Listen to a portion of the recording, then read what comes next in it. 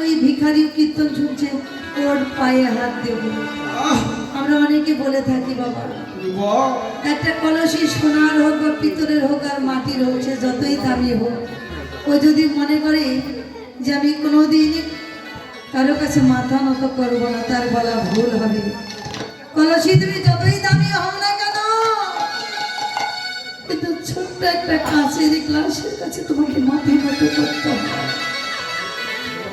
তেমনি এই দেহটা নিয়ে যতই গৌরব করি না কেন, যতই আমি মনে করি না যে ভালো ঘরে ভালো পরিবারে জন্ম, আমার এত ধন ঐশ্বর্য, আমি কেন এই দেহটাই বৈষ্ণবের বাজারে গিয়ে ধুলো মাখাবো, বৈষ্ণবের বাজারে গিয়ে আমি মাথা নোয়াবো? আজকে করলেন না, কারণ আজকে আপনি 2 তলা 4 তলা 5 তলায় থাকে। তাই মনে রাখবে, একদিন ওই 2 তলা নয়, 3 তলা নয়, 5 তলা নয়, একদিন নিচতলায় আপনার স্থান হবে। সেই নিচতলাটা কোনটা?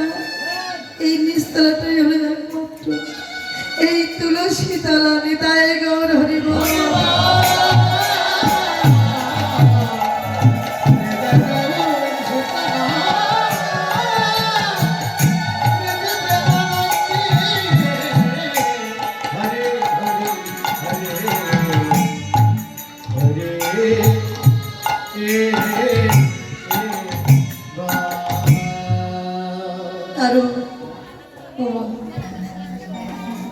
এত সুন্দর দেহ পেয়েছি বাবা, আবার কি পাবো?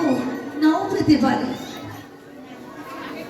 84 লক্ষ জনে ভ্রমণ করে সাধের মানব জন্ম, 4 লক্ষ বার, 80 লক্ষ বার কীট পতঙ্গ পশু পাখি এগুলো চলে গেল, কিন্তু 4 লক্ষ বার মানব করে জন্ম, কিন্তু 4 লক্ষ বারের মধ্যে 4 লক্ষ বার কি পাবো না? একবার পেয়ে পরে নাও পেতে পারি, কারণ কর্মটা যদি ভালো হয় তবেই তো ভালো ফল পাবো। হ্যাঁ, কিন্তু কর্ম যদি ভালো না হয়, ভালো ফল চাইলে কি পাবো? অনেকে বলে আমায় কৃপা করে, কৃপা করো দাদা, আমায় কৃপা করো, বাবা আমায় কৃপা করো, মা আমায় কৃপা করো। কৃপা কেউ কোনোদিন কাউকে করতে পারে না, আশীর্বাদ করতে পারে, কিন্তু কৃপা তো সহজ নয়। কৃপা করতে পারে না কেন? কৃপা মানে কিছু করে কিছু পাওয়া। আমি যদি কারোর জন্য কিছু করি তবেই তো কিছু পাবো। তো তেমনি ভগবানের শরণে যদি কিছু আমি দিই, কিছু কর্ম করি, তবেই তো প্রভু আমাকে কৃপা করবে, তাছাড়া তো করবে না। সারা জীবন ভেবে গেলাম সংসার সাগরে আমার ভেবে গেলাম আজকে 5 তলা আছে 10 তলা করবো, ভেবে গেলাম যে আমি এইখানে একটা বড় দোকান, এর চেয়ে আরো বড় দোকান হবে, যে ভাবছি, কিন্তু ভেবে কোনো লাভ নেই। প্রভু যদি আপনার এইগুলো করে না দেয়, আপনার কোনো ক্ষমতা নেই। ভাবছে বসে চলবে কিসে? তুমি ভাববার কে? ভাববার যিনি ভাবছে তিনি, তুমি ভাবো তাকে।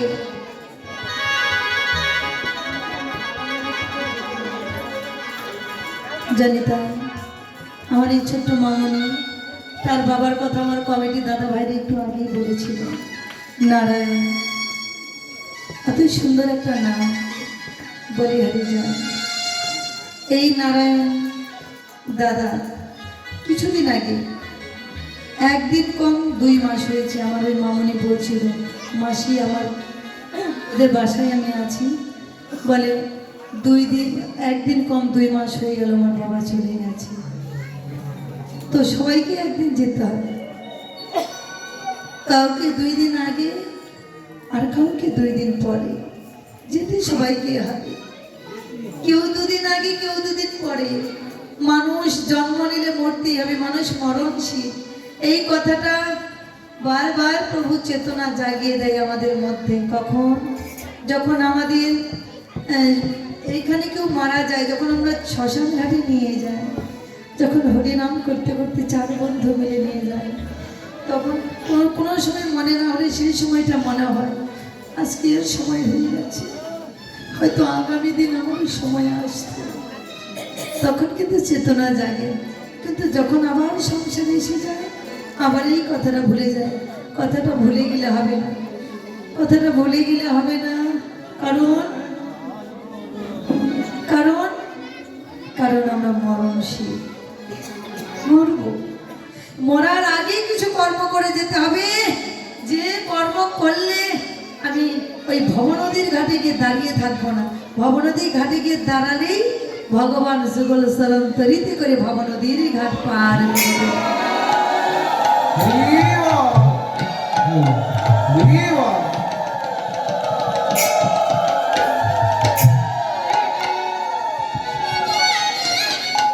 সে যেন স্বর্গবাসী হয় আমার এই নারায়ণ।